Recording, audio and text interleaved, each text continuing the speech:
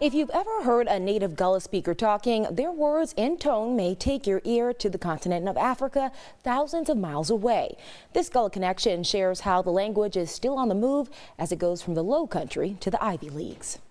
As long as we think that linguistic rules don't apply to us, or we're just making it up as we go and it's just baby talk, we'll always look down on our language. Sunn M'Cheaux has been teaching Gullah to students at Harvard for 7 years, a task that many question, but this Charleston native took on with pride. Up to that point, many people were saying that the language was unteachable.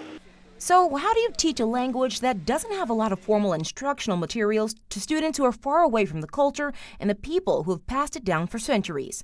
It's like when you're trying to communicate to a child that's new into the world, doesn't have a vocabulary of their own, they don't know everything that they would need to know to have your frame of reference for each individual word. He says it starts with community. So you teach, in a sense, by creating a context, like a community, a social context for it, so that I know what you mean when you say that thing without you having to explain. And if you need an example. If I say a dog has 4 legs but can't walk but one way, what I'm communicating there is a dog has 4 legs but can only walk in one direction. So no matter how many options you may have, at some point you're going to have to pick one and coordinate all of those efforts into making that thing happen.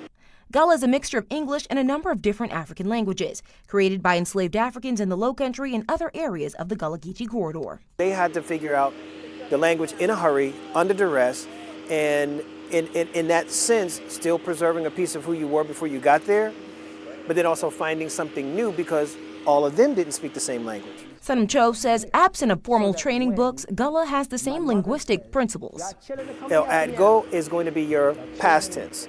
Dago is going to be your continuous. Ago is going to be your present. And if you are going to do something, what would it be? That's what they could do. The G is going to be your future. And he's making sure the journey of the language is going past Harvard, using social media to take his lessons worldwide, taking his city with him. We out ya. Alissa Holmes. Gullah Connections with Alissa Holmes is sponsored by Pendarvis Law, North Charleston's preferred personal injury attorney, advocating for education, affordable housing, and economic empowerment. Visit pendarvislawfirm.com to learn more.